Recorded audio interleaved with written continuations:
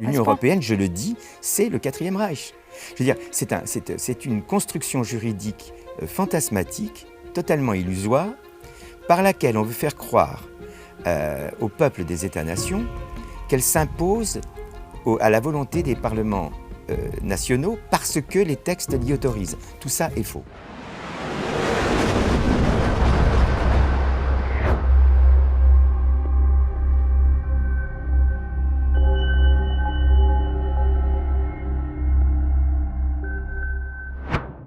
Bonjour à tous et bienvenue dans un nouveau grand entretien. Aujourd'hui, j'ai la joie de recevoir Francis Lalanne. Bonjour Francis Lalanne. Bonjour et merci de m'accueillir. Francis Lalanne, vous êtes auteur, compositeur, interprète français, également acteur, écrivain et poète. Et donc, vous avez des prises de position qui ont quand même une large audience. Je voudrais d'abord revenir sur une cagnotte que vous venez d'ouvrir, intitulée « Annulation du traité de Lisbonne ». Est-ce que vous pourriez un peu plus nous en parler, s'il vous plaît ? Oui, je vous remercie de me permettre d'en parler. Souvent, dans la rue, quand je croise des personnes qui viennent à moi pour me remercier justement de prendre ces engagements civiques que je prends pour la défense des droits de l'homme, des droits humains, de la liberté d'expression, enfin de tous les droits qui sont bafoués en France. Souvent on me demande, les gens très spontanément me disent « Qu'est-ce qu'on peut faire pour vous aider ?» Je suis toujours extrêmement gêné quand on me demande ça parce que moi mon engagement il est totalement gracieux, en fait ce que j'espère par mon exemple c'est encourager d'autres personnes à s'engager également pour que le peuple français redevienne un peuple, c'est-à-dire s'unisse dans le combat pour la liberté. Et c'est vrai que là, je me suis lancé dans une procédure en annulation du traité de Lisbonne. J'ai dans ce livre, qui s'appelle « Mise en demeure », exposé les raisons pour lesquelles je considère que le traité de Lisbonne ne peut pas être applicable, puisqu'il n'est pas de droit. Et donc, effectivement, il y a un moment où je l'ai écrit, Patrick Bazin et les éditions Talma ont republié ce livre qui était sorti il y a 16 ans, qui avait été censuré à l'époque. Et en fait, quand on relit ce livre, c'est incroyable. Il suffit de changer le nom du président, mais tout ce que je dis dans ce livre est valable pour le président actuel comme il l'était à l'époque pour le président Sarkozy. Et en fait, cette procédure, moi, je ne peux pas la mener à bien tout seul parce qu'elle est trop onéreuse. Moi, je ne peux pas porter financièrement le poids de cette procédure, qui est une procédure multipolaire, puisqu'elle va se dérouler à la fois sur le théâtre juridique national, sur le théâtre juridique européen et international. Et donc, effectivement, aux gens qui me demandent comment est-ce qu'on peut vous aider, j'ai envie de leur dire, aidez-moi à financer cette procédure, parce que tout seul, je n'y arriverai pas. Donc, pour ce faire, j'ai ouvert une cagnotte sur un organisme hyper sécurisé qui s'appelle Litchi, dont on va pouvoir voir s'afficher sur votre écran oui. les coordonnées. Et là, j'ai envie de dire aux personnes, donnez ce que vous pouvez, 5 €, 10 €, plus si vous le sentez, mais franchement, on a besoin de cet argent que je n'ai pas, moi, que je ne peux pas mettre. Pour l'instant, j'ai mis mon argent personnel, mais là, je ne peux plus continuer tout seul.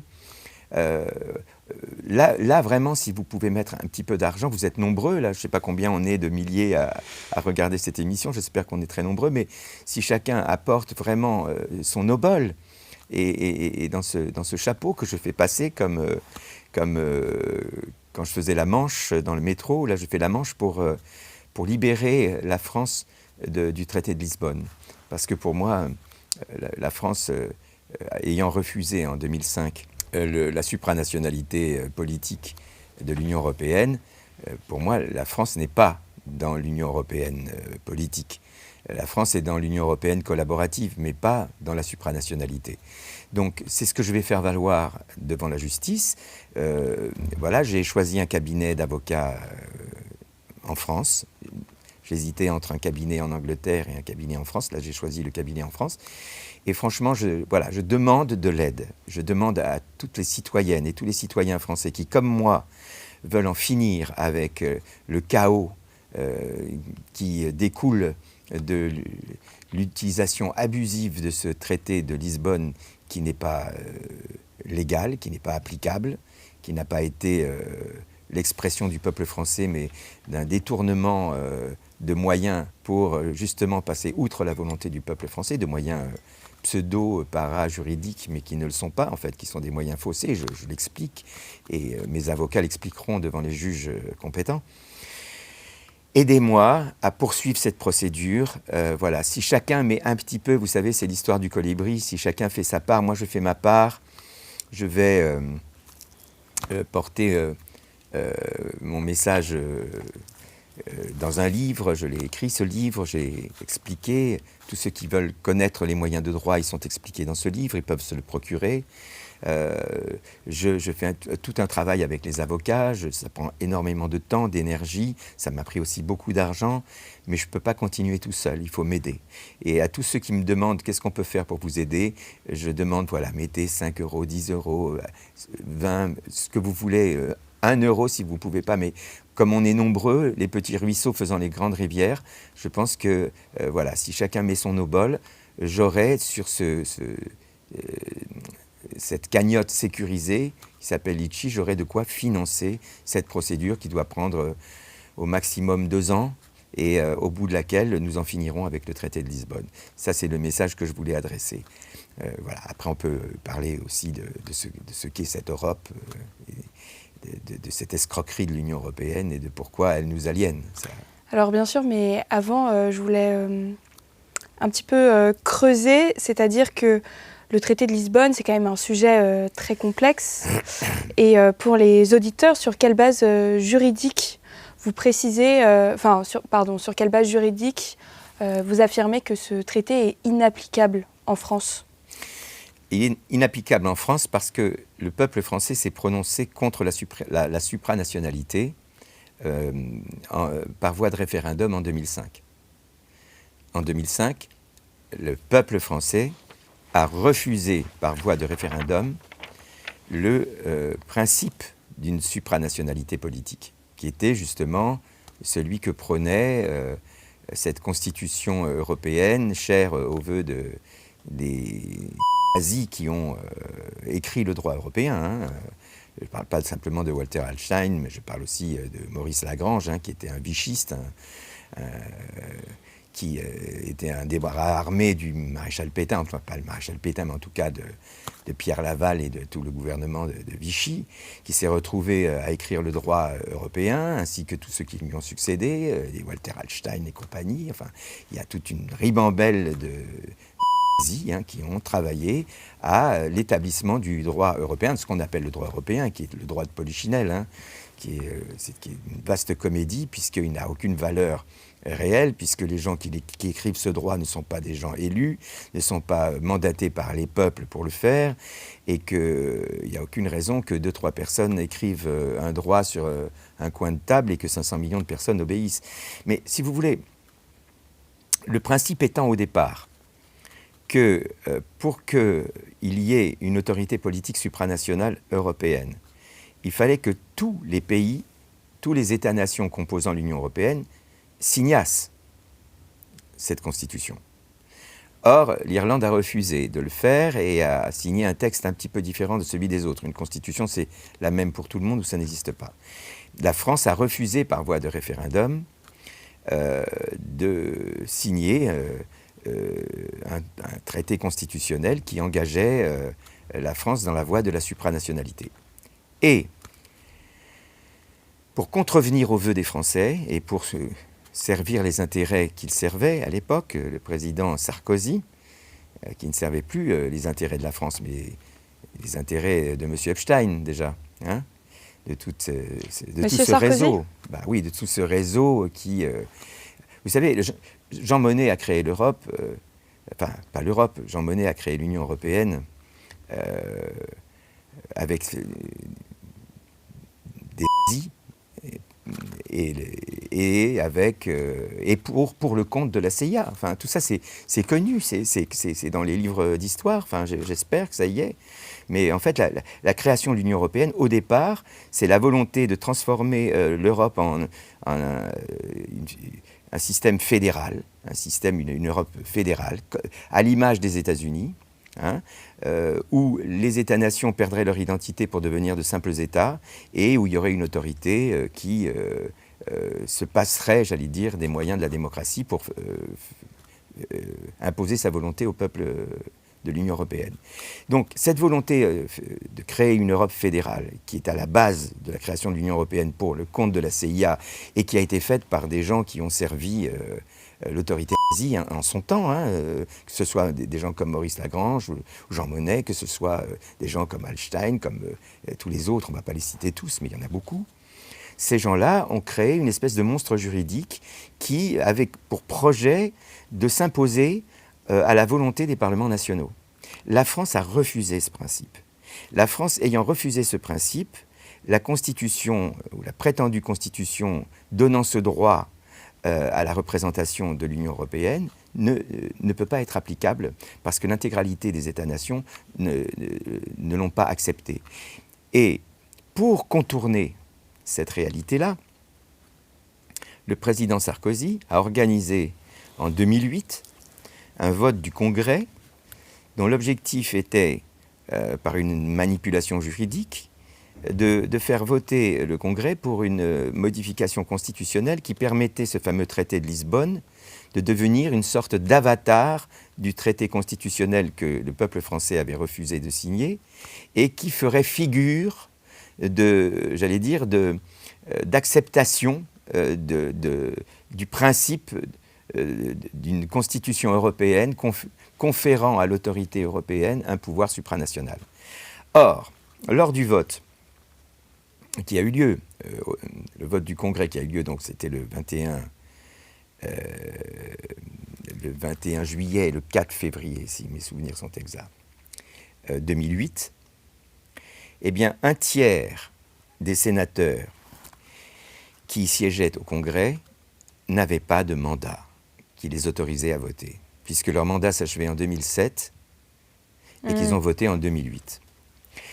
Au-delà de tout ça, ce moyen-là est un des moyens par lequel on peut contester la validité du traité de Lisbonne, mais il y en a d'autres. Et il y en a surtout un qui me semble pratiquement le plus important, qui est relié à un concept de droit qui est de droit international qui s'intitule l'estoppel. L'estoppel, en fait, c'est un principe de droit qui dit qu'en fait, un État ne peut pas être parjure. Un État, lorsqu'il s'engage, doit respecter ses engagements vis-à-vis des tiers, mais doit aussi respecter ses engagements vis-à-vis de son propre peuple. Vous ne pouvez pas dire, quand vous signez un document et que vous êtes le représentant d'un peuple, « mon peuple est d'accord », quand il vous a dit qu'il n'est pas d'accord. Si vous voulez, c'est très simple, hein. Il y a la phrase latine, c'est un principe général du droit qui résume ce que je dis, c'est pacta sunt servanda. Je veux dire, c'est un pacte. Les pactes doivent être respectés. Les pactes doivent être honorés. Quand on s'engage, on doit respecter son engagement. Qu'on soit une personne ou qu'on soit un groupe de personnes ou qu'on soit un peuple, encore plus un État. Donc, en fait, va s'engager une procédure complexe, une procédure multipolaire, qui a pour objectif de faire valoir la nullité du traité de Lisbonne. Parce qu'on parle beaucoup de Frexit, si vous voulez. Je pense que beaucoup de Français ont compris que l'Union européenne est une entrave pour le bon développement de la vie du peuple français et d'ailleurs de la vie du peuple de tous les États-nations composant l'Union européenne. Il faut absolument en finir avec l'Union européenne et le plus rapidement possible. Le Frexit, c'est toute une... si vous voulez, à partir du moment où on parle de Frexit, c'est qu'on considère que la France fait partie de l'Union européenne, en tout cas que la France est tributaire de la supranationalité que revendiquent aujourd'hui les dirigeants de l'Union européenne. D'accord ? Moi, je dis que la France n'est pas partie à cette supranationalité. Donc, on ne sort pas de quelque chose dans quoi on n'est pas. Vouloir sortir de la supranationalité par le Frexit, ça voudrait dire qu'on est sous le coup de cette supranationalité. Or, moi, je dis qu'on n'y est pas. Et j'entends le démontrer. À partir du moment où j'aurais démontré qu'on n'y est pas, ben, on n'a plus à sortir de quelque chose dans quoi on n'est pas. Nous ne sommes pas sous le coup de la supranationalité politique aujourd'hui que revendiquent les dirigeants comme Madame von der Leyen, qui n'a été élue par personne et qui aujourd'hui veut être l'impératrice de l'Union européenne. Et c'est sa volonté qui doit s'appliquer à tous les États-nations, alors qu'aucun texte ne l'y autorise. Et c'est comme ça qu'est en train de fonctionner l'Union européenne en ce moment, y compris lorsqu'elle veut nous précipiter dans la guerre. Vous pensez que Madame von der Leyen est dangereuse pour la France ? Oui, dans sa famille, il y a eu des notoires. Hein. C'est fort ça quand même comme terme. Non mais je l'affirme et je l'assume.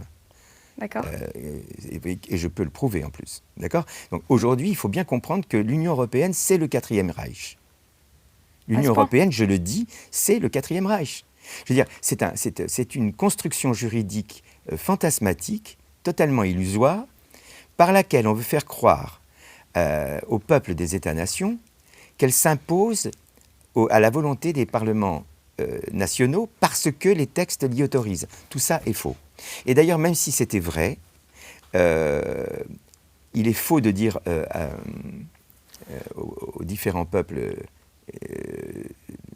de l'Union européenne qu'on ne peut pas s'y opposer. Aujourd'hui, il n'y a même pas 30% des directives européennes qui sont appliquées par les États-nations, qui sont d'ailleurs régulièrement condamnées, comme la France est condamnée régulièrement à payer des amendes qu'elle ne paye pas. Et pour cause.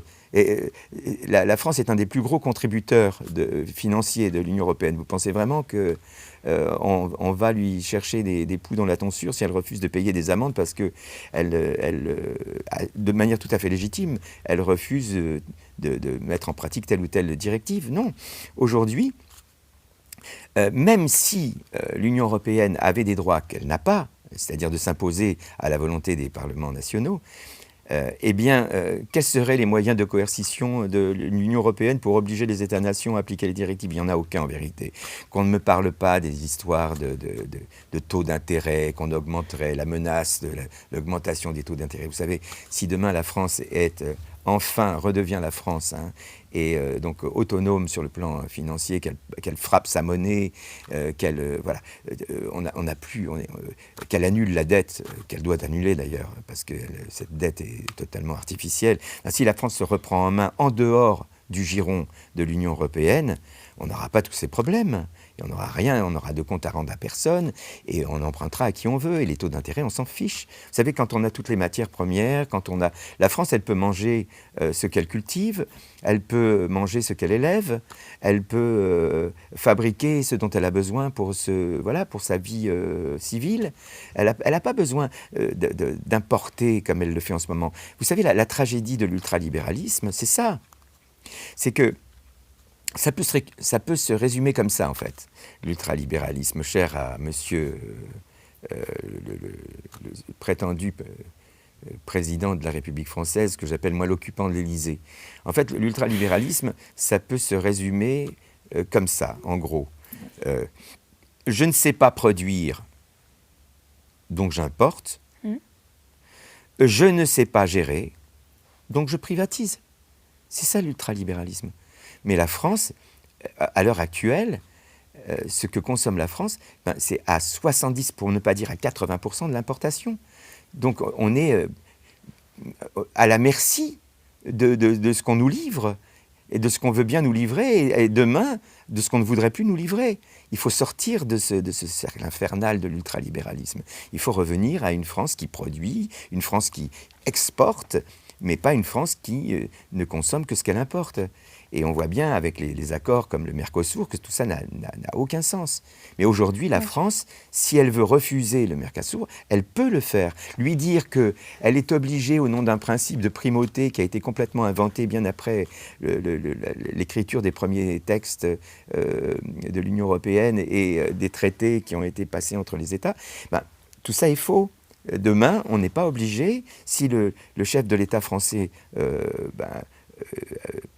décide de respecter la volonté du peuple, il n'est pas obligé, rien ne l'oblige, et même pas les directives européennes, même pas les traités signés par l'Union européenne, rien n'oblige demain un dirigeant français à imposer aux Français ce qu'ils ne veulent pas, c'est-à-dire le Mercosur. Et tout ce qu'on a vu dernièrement, ces policiers français qui vont massacrer le cheptel français pour faire plaisir à Madame von der Leyen, c'est plus possible, on ne peut plus tolérer une chose pareille. C'est pour ça que je m'engage dans cette procédure. Et c'est pour ça que j'ai besoin d'aide pour pouvoir aller au bout de cette procédure, et pour pouvoir la financer, parce que là, je ne suis qu'un petit bonhomme qui a que de faibles moyens, et ce sont des procès très lourds, qui coûtent très cher, et je veux aller au bout de cette procédure. Et donc, j'appelle les citoyennes et les citoyens français qui veulent, comme moi, que nous en finissions avec cette espèce de dictature de l'Union européenne sur la volonté du peuple français, qu'ils me rejoignent en m'apportant leur obol sur le site sécurisé. Je dis sécurisé parce que, à part les factures qui seront produites par le cabinet d'avocats qui va conduire cette procédure, il n'y aura pas d'argent qui sortira de cette caisse. Tout l'argent qui arrivera dans cette caisse-là, c'est pour payer les frais de cette procédure.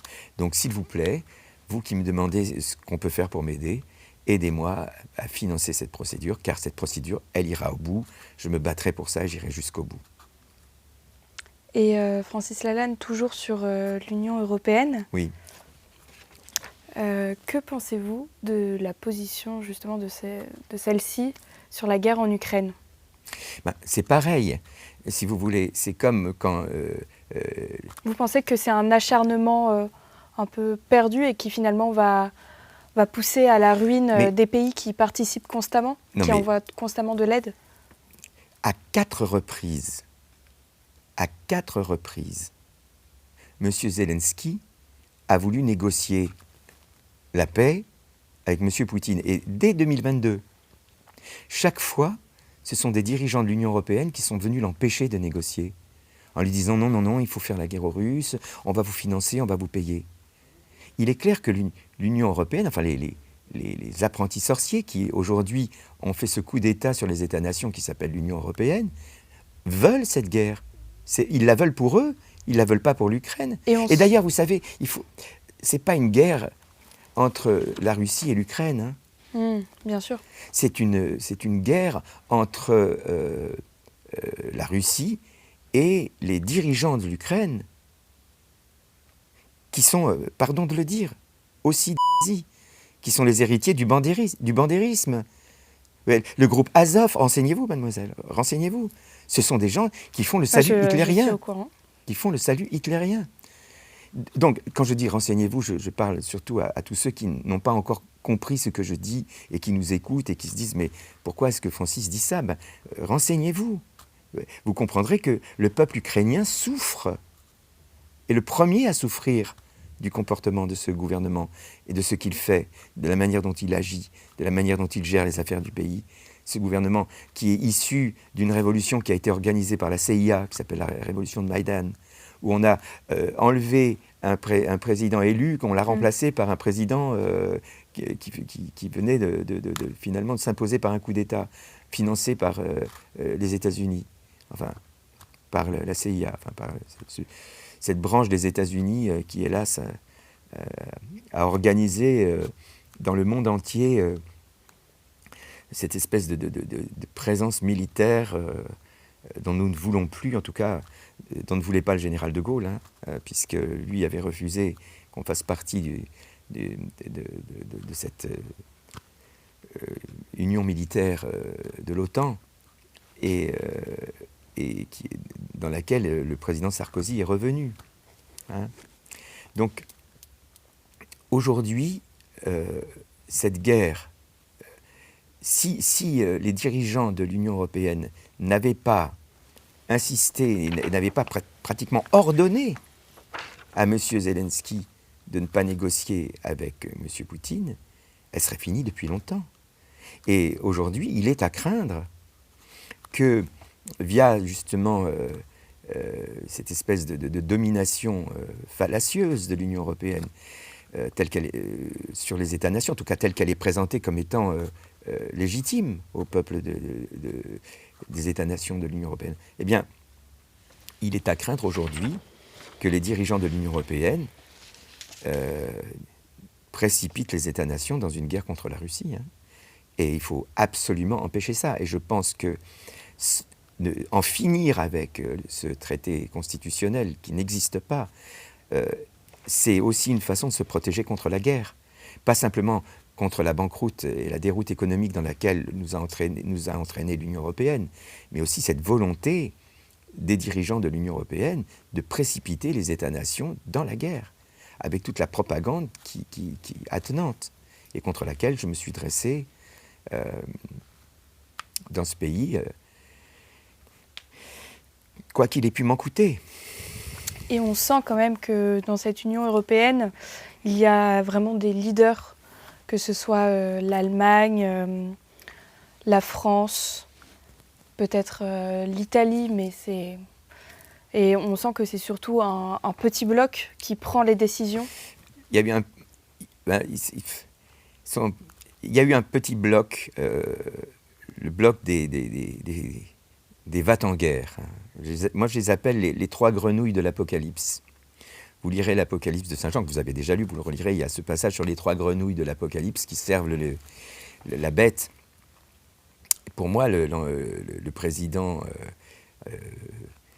c'est le chancelier allemand, le Premier ministre anglais, l'occupant de l'Élysée, ce sont les trois grenouilles de l'Apocalypse qui ont maintenu cette guerre, qui ont porté cette guerre à bout de bras, qui ont fait en sorte qu'elle continue malgré les souffrances du peuple ukrainien, malgré la volonté à un moment donné du gouvernement de Kiev de négocier avec le gouvernement russe. C'est eux qui ont transformé cette opération militaire spéciale qui n'avait pour objet que de protéger les populations du Donbass contre les agressions militaires du gouvernement de Kiev, en application de l'article 138 ou 139 du Right to Protect, c'est-à-dire du droit de protéger, qui est une convention qui a été signée par pratiquement le monde entier, qui autorise un pays qui est témoin d'une agression d'un pays par un autre pays ou d'un gouvernement agressant son peuple. Article 138, un gouvernement agressant son peuple. Article 139, un gouvernement agressant un pays, un autre pays. Eh bien, cette convention autorise un pays à intervenir en protection des populations. C'est ce qu'a fait le président Poutine, qui est intervenu au secours des populations du Donbass au moment, et on a tous les rapports de l'OSCE qui le prouvent, hein, au moment où justement il y avait un déchaînement d'agressions militaires du gouvernement de Kiev contre les populations du Donbass. Donc au début, ça devait être justement une opération militaire spéciale qui devait permettre justement au gouvernement russe de secourir les populations du Donbass. Et c'est l'intervention des trois grenouilles de l'Apocalypse qui a transformé cette opération militaire en guerre maintenant, qui épuise le peuple russe, qui épuise le peuple ukrainien et qui épuise tous les États-nations de l'Union européenne. Car quand on voit l'argent qui part là-dedans, c'est monstrueux. Je veux dire, quand on voit tous les problèmes de misère, de pauvreté, de baisse de pouvoir d'achat, que subissent aujourd'hui les États-nations, mettre autant d'argent pour maintenir une guerre qui devrait être qui n'aurait jamais dû éclater, en fait. Parce que très très vite, le gouvernement de Kiev était d'accord pour négocier. Et d'ailleurs, ce qui va se passer, parce que ça va... les Russes continuent à progresser, donc la ligne de front, elle progresse, et les Russes vont bien évidemment l'emporter. Ils vont bien évidemment l'emporter. Mais le problème, c'est que quand le gouvernement de Kiev négociera, ils obtiendront moins de choses que ce qu'ils auraient obtenu s'ils avaient négocié au début. Et ça, c'est la faute aussi des gouvernements de l'Union européenne qui avaient promis monts et merveilles, et d'ailleurs qui ont offert monts et merveilles pendant toute cette période à M. Zelensky. Donc maintenant, ça va être plus compliqué puisque les États-Unis se désengagent, donc la guerre va bientôt finir. Et c'est pour ça qu'il faut craindre qu'on nous précipite, nous, dans cette guerre que les Américains ne veulent plus faire. Hein ? Parce que je pense que personne n'a envie en France de se retrouver en guerre contre les Russes. Et ils nous ont rien fait, les Russes. Ils nous ont rien fait. Ils nous ont pas fait de mal. Vous savez, l'actuel occupant de l'Élysée a violé la Constitution à bien des égards et à bien des reprises. Mais il a notamment violé la Constitution en violant l'article 35 de la Constitution, qui empêche toute forme d'opération militaire sur un théâtre étranger, un théâtre de guerre qui est étranger à la France, qui interdit toute opération militaire ou paramilitaire. Au-delà de 3 jours, il faut prévenir l'Assemblée nationale. L'Assemblée nationale n'a jamais été consultée sur les actes de guerre ou de co-belligérance qui sont menés et dirigés par l'actuel occupant de l'Élysée. Il viole même le code pénal en vendant des armes d'une manière qui est contraire au protocole fixé par nos textes de loi. Donc, il y a un moment où il faut identifier la source du problème. Et la source du problème, c'est cette espèce de verticalité supranationale qui est mise en place sans droit par la Commission européenne et son impératrice, Madame von der Leyen. Et je pense que plus vite on va pouvoir se défaire de cette emprise, et plus on aura de chances de pouvoir échapper aux conséquences tragiques et dramatiques qui nous menacent, à commencer par la guerre. Aujourd'hui, tous ceux qui nous disent que pour sortir de l'Union européenne, il faut élire un président de la République qui va déclencher l'article 50, c'est se moquer du monde. Parce qu'on parle d'échéances qui sont trop lointaines par rapport aux problèmes que nous connaissons. Il faut sortir tout de suite de cette emprise. Donc il faut en finir avec l'Union européenne et pour ça il faut démontrer que nous n'en faisons pas partie et que nous n'avons aucune raison d'obéir à Madame von der Leyen et à la Commission européenne. Et je pense que cette procédure le permettra. C'est pour ça que je m'y engage de tout mon cœur et que j'appelle en soutien toutes les citoyennes et tous les citoyens français à me permettre de la financer en apportant l'eurobol sur la cagnotte que j'ai ouverte. Et dont vous avez donné très gentiment les coordonnées qu'on peut trouver en consultant votre site et l'émission que nous sommes en train d'enregistrer. Bien sûr. Francis Allan, revenons en France. Oui. Vous vous êtes présenté à Lyon, Oui. Vous avez souhaité vous présenter à Lyon Oui. Sur une liste du mouvement Spartacus. Oui. Est-ce que vous pouvez nous en dire un peu plus et nous raconter ce qui s'est passé ? J'ai été contacté par un mouvement citoyen, citoyenniste, un mouvement apartisan, composé par des personnalités non encartées ou désencartées, donc qui avaient fait partie d'autres mouvements politiques avant, qui sont déçus du principe partisan, qui ont compris que ce principe partisan n'est pas bon pour la démocratie, et même contraire aux principes démocratiques. Et donc ils m'ont demandé de conduire cette liste, parce que ils n'avaient pas accès aux médias pour se faire connaître, et que du fait que nous partageons les mêmes idées, et que si je mettais ma notoriété au service de leur action, ils pouvaient espérer avoir une forme d'exposition dans le débat, puisqu'ils étaient exclus de tout débat. Donc j'ai accepté cette responsabilité et par mon intervention, ils ont pu avoir accès au débat. Mais on m'a sorti du chapeau, au moment où j'ai dit que je me présentais, on m'a sorti du chapeau un jugement du Conseil d'État qui disait que j'étais inéligible au motif que je n'aurais pas déposé mes comptes de campagne aux dernières européennes. Alors, c'est faux. Mon mandataire financier a bien déposé les comptes de campagne et je peux le prouver. D'accord ? 2, on ne m'a pas informé qu'il y avait eu un jugement sur ce point précis. Je n'ai jamais été informé, ni mon mandataire financier. OK ? Et en plus de ça, ce jugement ne m'a jamais été notifié. Jamais. C'est particulier quand même. Oui. C'est un journaliste de Lyon, du Progrès de Lyon, nommons le journal et nommons ce journaliste. Je me demande comment d'ailleurs il a eu et comment ça s'est passé. C'est-à-dire Qu'est-ce qui a fait que ce journaliste a eu ce document, hein?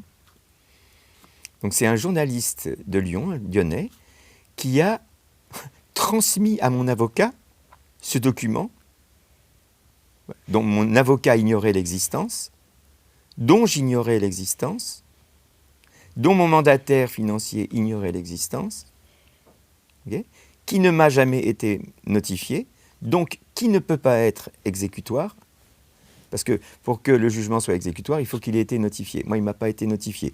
J'ai la preuve matérielle qu'il ne m'a pas été notifié. OK ? Donc moi, confiant en la justice française, peut-être un peu naïf, mais confiant, je veux rester confiant, et croire encore à la justice française. Voilà. En tout cas, je pense qu'il y a encore certains juges qui ne sont pas encore sous la coupe du pouvoir exécutif. Donc moi, j'ai maintenu ma candidature. J'ai présenté ma liste, qui a été acceptée en préfecture. Tout le monde a été charmant, m'a accueilli en préfecture, comme n'importe quel candidat. J'ai déposé ma liste a été acceptée. J'ai reçu un récépissé provisoire. Le protocole, c'est que le lendemain, je dois recevoir un récépissé définitif, et le lendemain, j'ai reçu une décision de la préfecture qui était de refuser ma candidature au motif que j'étais inéligible. Toujours ce jugement qui ne m'a pas été notifié. Très bien, donc confiant toujours dans la justice de mon pays, je me suis adressé à la commission électorale, au juge de la commission électorale, donc par voie de recours, faisant valoir ce que je dis. C'est-à-dire qu'il n'y a jamais eu de procès, enfin me concernant, puisque il n'y a pas eu respect du contradictoire, puisque ni moi, ni mon avocat, ni mon mandataire n'ont été informés que procès il y avait, que ce document ne m'avait jamais été notifié, et j'en apportais la preuve matérielle par mon avocat.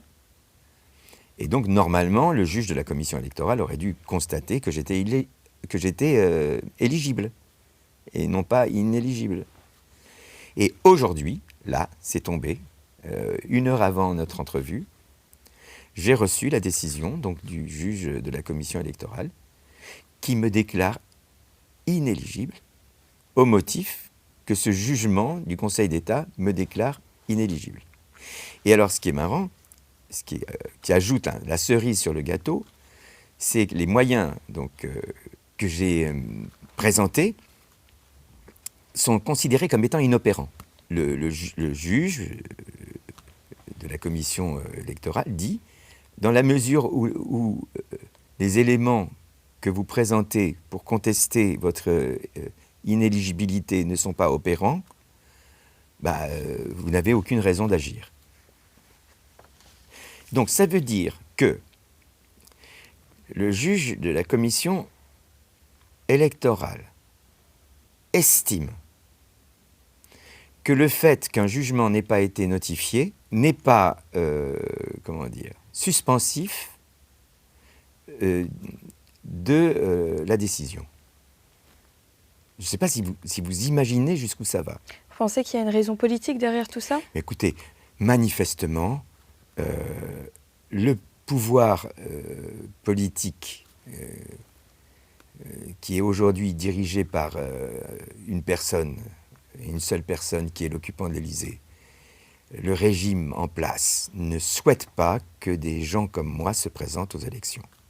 C'est-à-dire, je pense que ce qu'ils redoutent, ce sont les candidatures anti-système. Moi, je suis un candidat d'une liste anti-système. Nous ne sommes pas dans le système. C'est la ligne du mouvement Spartacus ? Oui, nous ne sommes pas dans le système puisque nous contestons la probité du principe partisan. Nous ne voulons plus de partis politiques en France.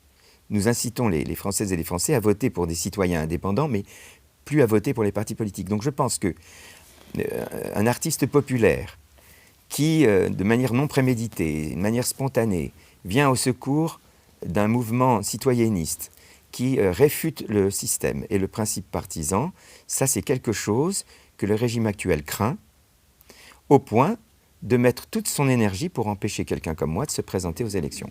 Parce que ça n'a pas de sens, ça ne tient pas debout. D'ailleurs, ce jugement qui est tombé tout à l'heure ne tient pas debout. Il n'est même pas formulé en bon français. Vous allez le réfuter, ce jugement? Bien sûr.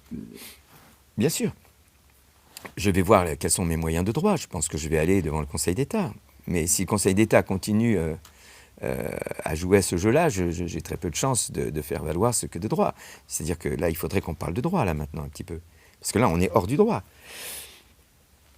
Si maintenant, on n'est plus obligé de notifier un jugement pour qu'il soit exécutoire, et vous vous rendez compte, c'est une jurisprudence qui va révolutionner le droit français.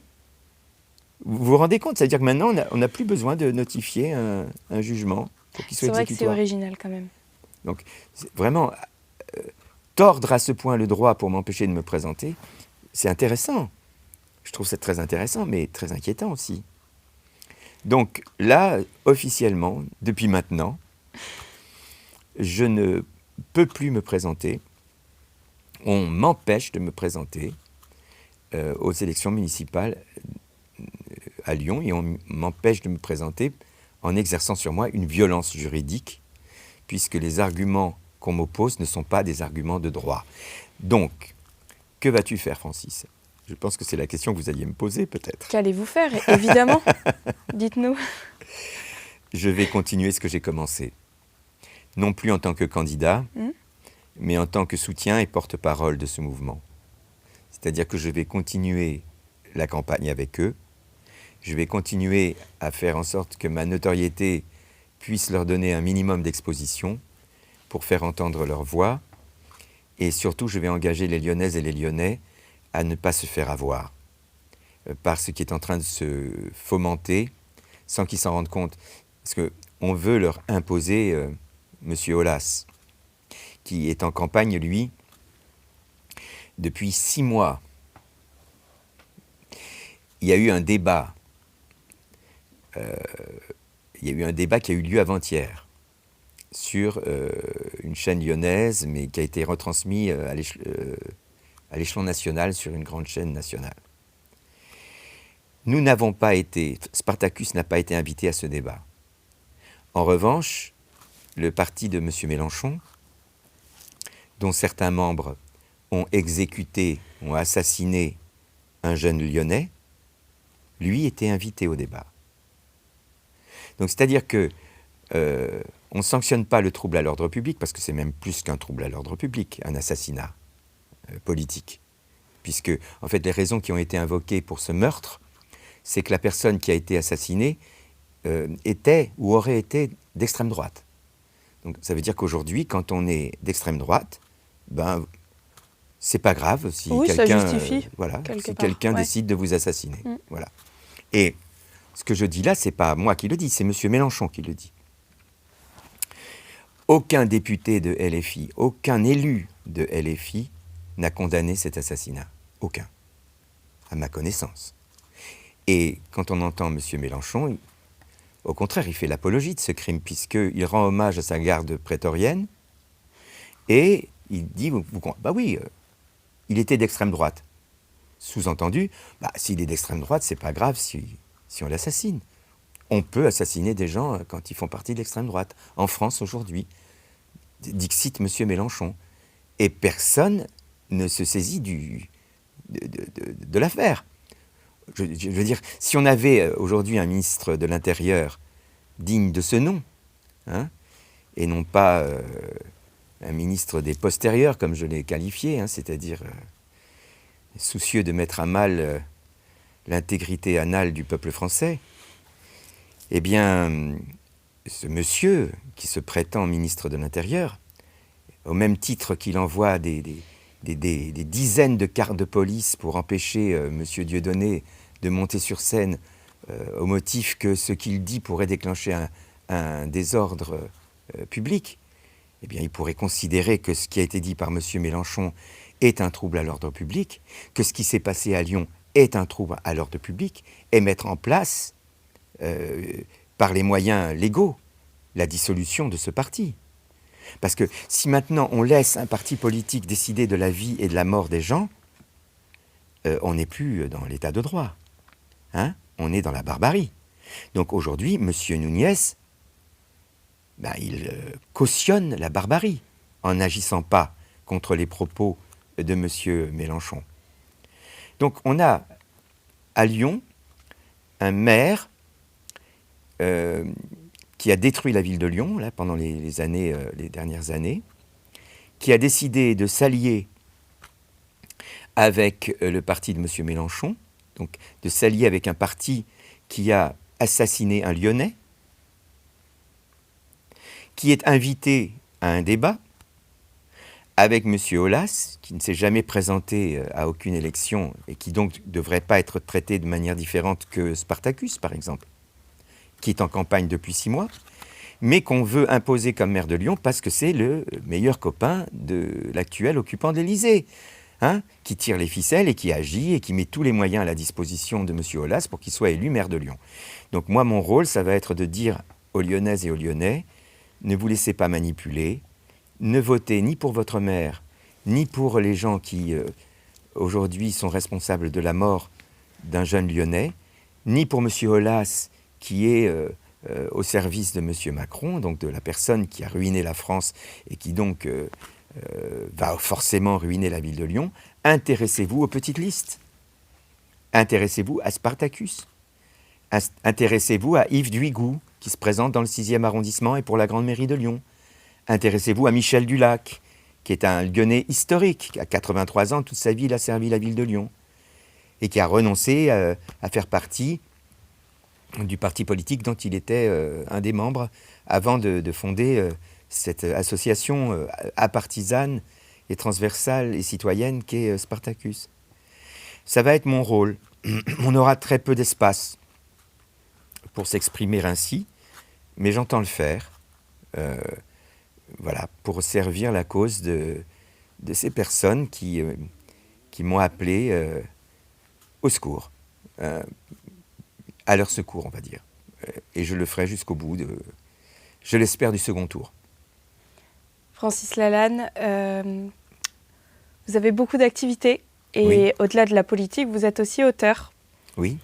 Vous avez récemment sorti plusieurs livres, dont celui que vous avez dans les mains. Est-ce que vous pourriez nous faire un tour d'horizon de vos derniers ouvrages ? Oui.